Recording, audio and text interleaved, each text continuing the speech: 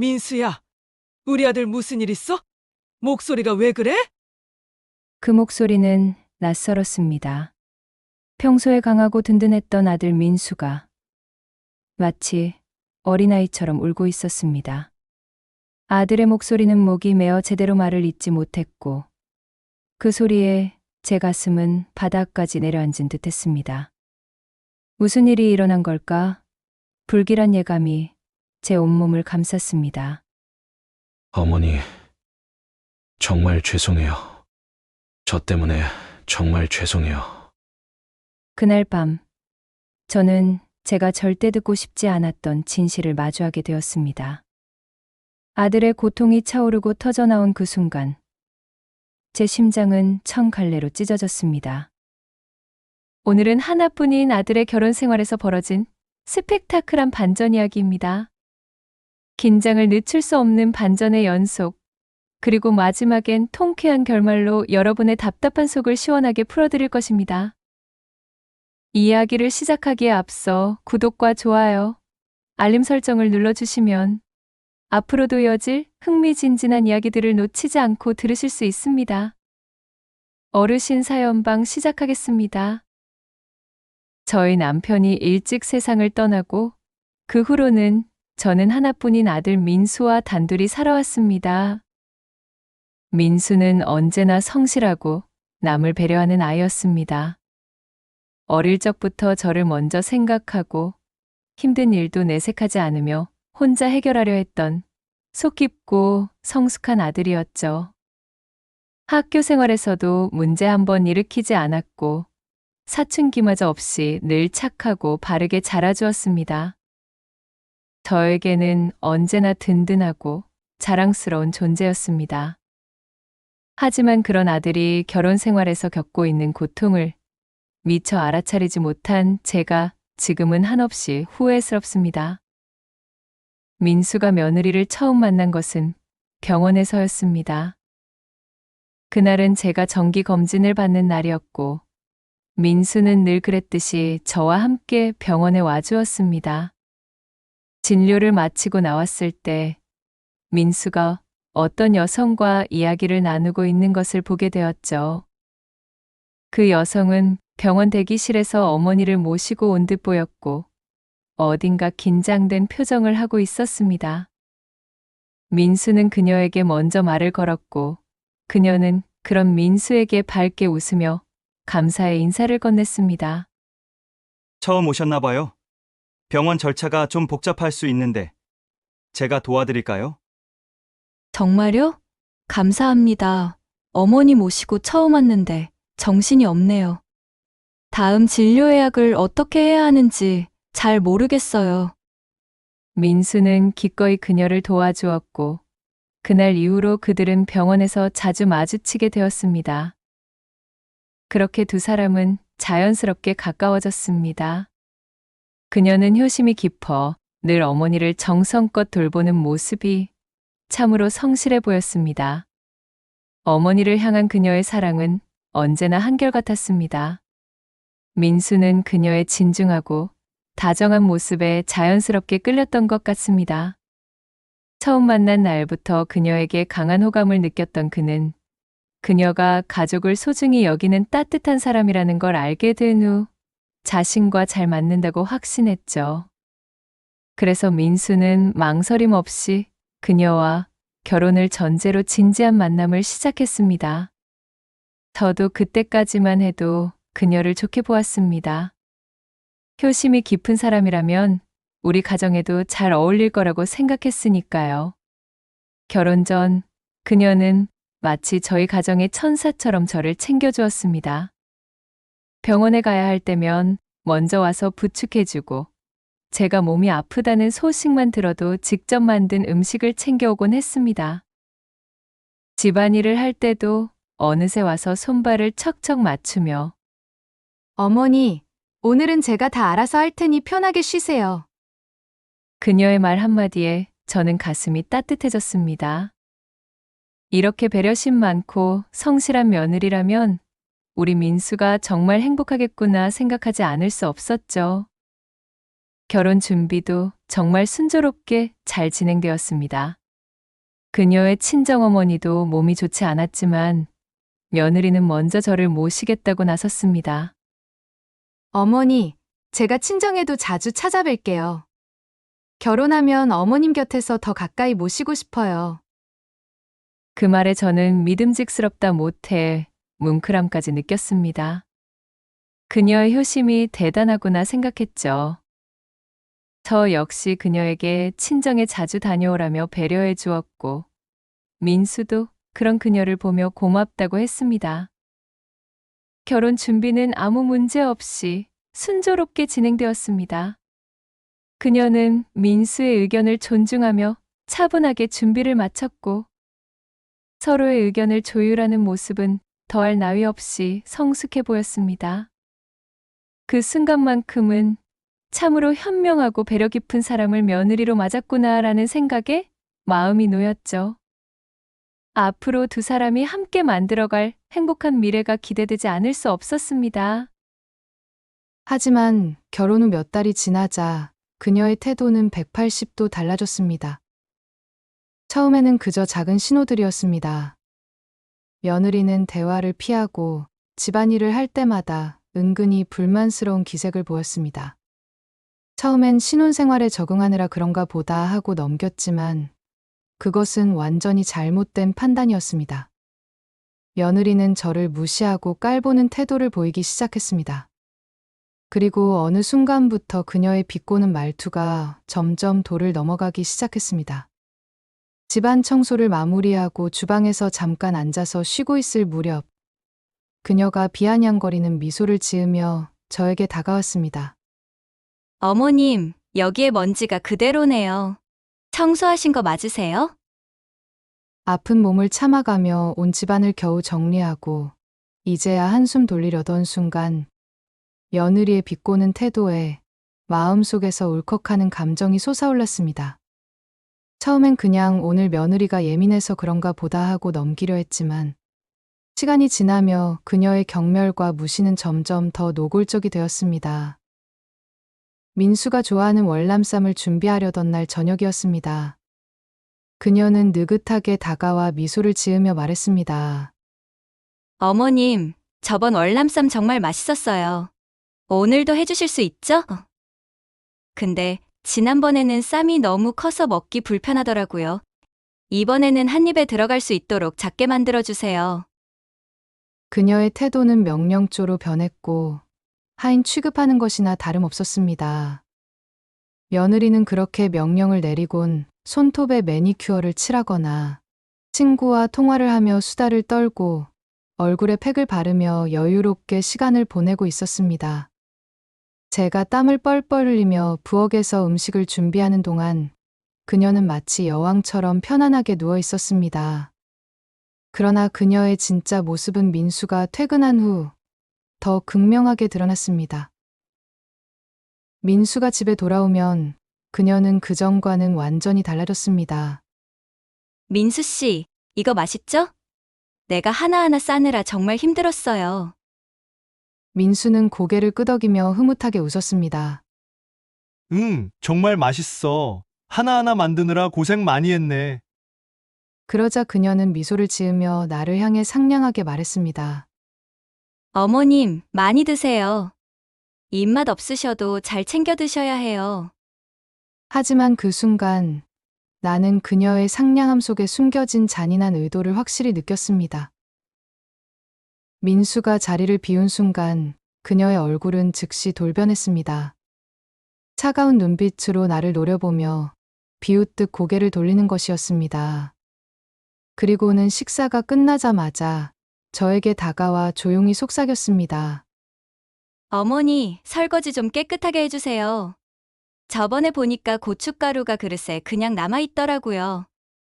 그리고는 다시 아무 일 없다는 듯 소파에 누워 TV를 보고 웃고 있었습니다. 민수가 방에서 나오면서 제가 식탁을 치우는 모습을 보고 다가오며 말했습니다. 어머니, 설거지는 제가 할게요. 그 순간 며느리는 민수에게 교묘하게 말을 돌렸습니다. 어머니께서 식사 준비하느라 고생했다고 어머님이 정리해 주신다고 하셨어요. 민수 씨, 나 어깨가 좀 아픈데 잠깐만 주물러 줄래요?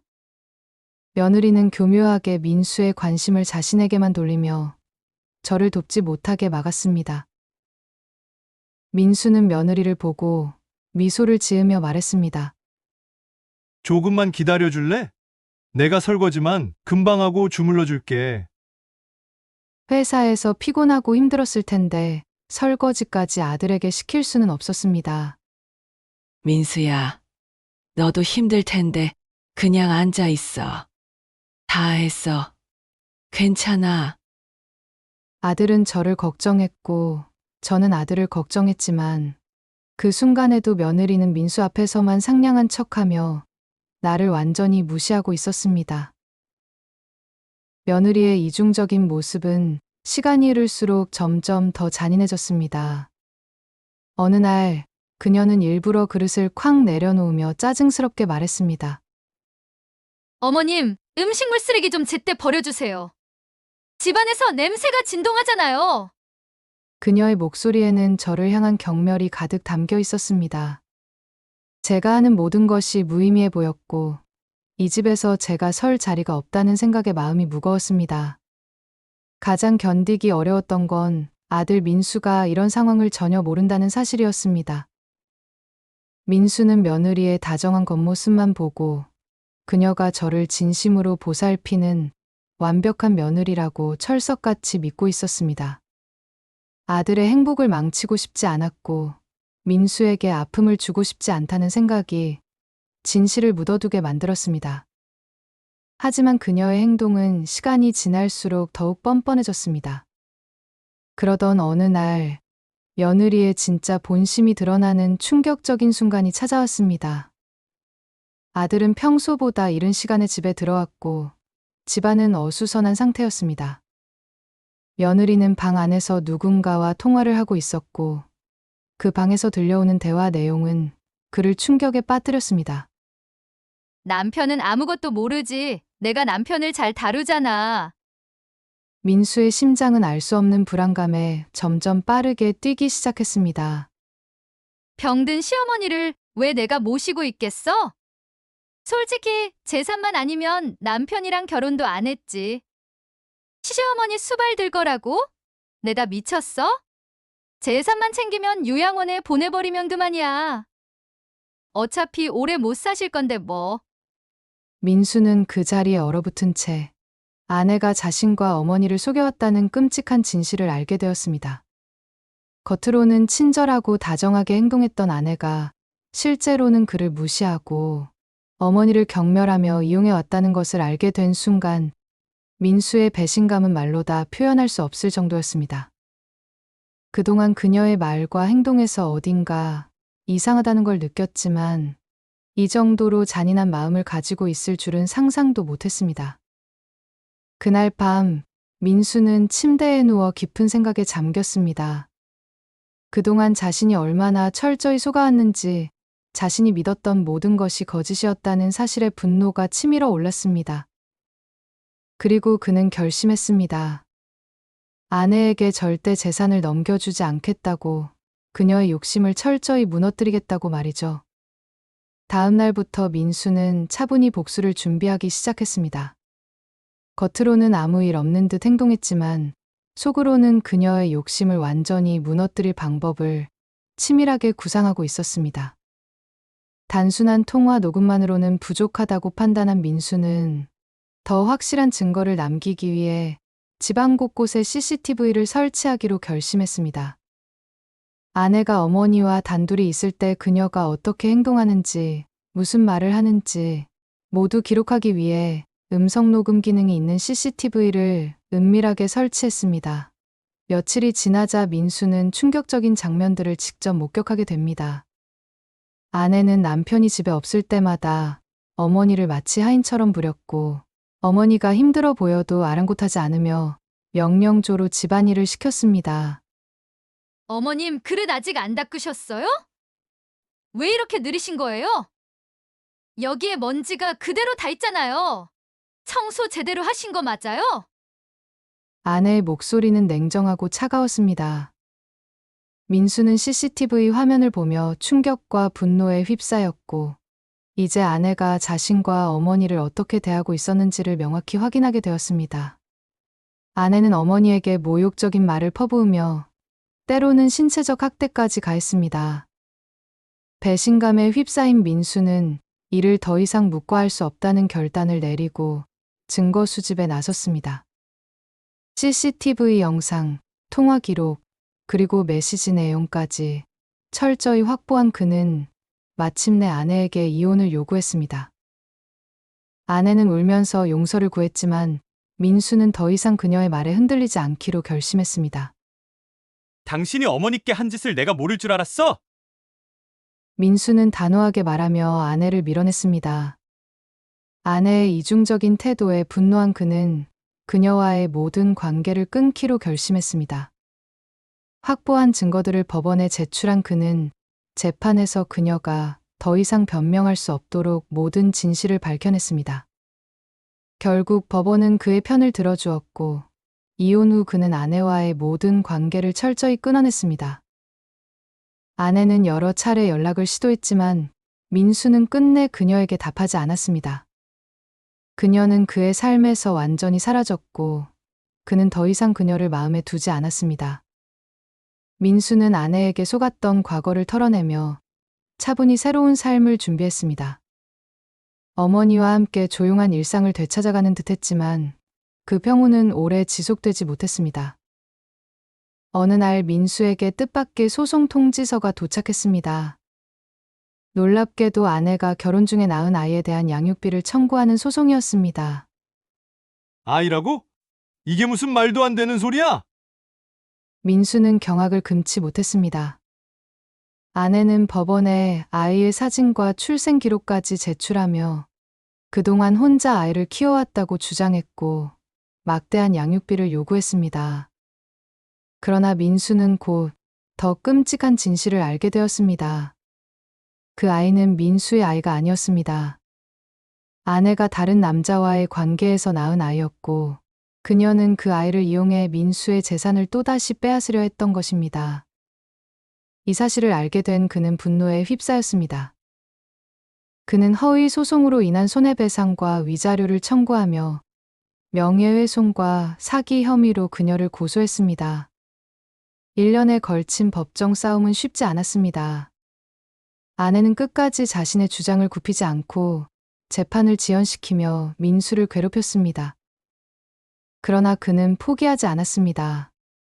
모든 증거를 하나하나 모아 철저히 대응했고 변호사와 함께 치밀하게 싸워나갔습니다. 1년간의 법정 싸움 끝에 마침내 진실은 드러났습니다. 법원은 아이의 친부가 다른 남자라는 사실을 인정했고 그녀의 양육비 청구는 근거 없는 주장이라는 판결을 내렸습니다. 민수는 손해배상과 위자료 소송에서도 승소하며 충분한 배상금을 받게 되었습니다. 더불어 그녀는 명예훼손과 사기 혐의로 유죄가 확정되며 법적 처벌을 받으며 모든 것을 잃게 되었습니다. 결국 그녀의 모든 음모는 실패로 끝났고 재산을 노리던 계획까지 완전히 산산조각이 났습니다. 이제 민수는 다시 저와 함께 살고 있습니다.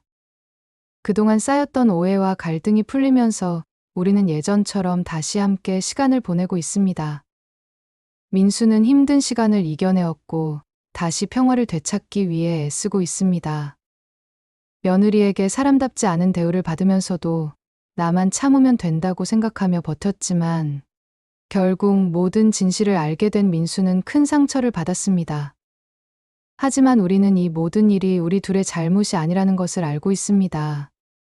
그래서 서로의 상처를 어루만지며 함께 살아가고 있습니다. 민수는 아들로서의 책임감과 저에 대한 죄책감을 느끼고 있지만 저는 오히려 민수를 위로하며 용기를 주고 함께 어려운 시간을 이겨내고 있습니다. 저의 유일한 바람은 민수가 마음의 상처를 조금씩 치유하고 평생 함께할 좋은 사람을 만나는 것입니다. 그에게 든든한 친구가 생겨서 더 이상 혼자 아파하지 않고 행복하게 살아가기를 바랍니다. 지금은 서로에게 힘이 되어주며 나아가고 있지만 언젠가 민수가 진정한 평화를 찾고 자기 삶을 다시 행복하게 채워가길 간절히 바랍니다. 오늘 저의 이야기를 들어주셔서 감사합니다. 오늘의 사연은 여기까지입니다. 모든 것을 잃을 뻔한 위기 속에서도 진실을 밝히기 위해 끝까지 싸운 오늘의 주인공. 그의 단호한 선택과 용기는 속 시원하고 짜릿한 승리를 선사해 주었습니다. 인생은 우리를 깊은 어둠 속으로 밀어넣기도 하지만 그 어둠 속에서 빛을 찾으려는 의지와 사랑이 있다면 결국 우리는 더 강하고 찬란한 존재로 거듭날 수 있습니다. 오늘 사연의 주인공처럼 시련 속에서도 포기하지 않는 모든 분들에게 진심 어린 응원을 전합니다. 여러분의 따뜻한 격려와 응원의 댓글은 민수와 그의 어머니가 새로운 삶을 시작하는데 큰 힘이 될 것입니다. 구독과 좋아요, 알림 설정을 눌러주시면 앞으로도 더 많은 흥미로운 이야기가 여러분을 찾아갑니다. 여러분의 소중한 응원의 댓글이 다음 이야기를 만들어가는 원동력이 됩니다. 다음에도 삶의 깊은 울림을 전하는 특별한 이야기로 찾아뵙겠습니다. 감사합니다.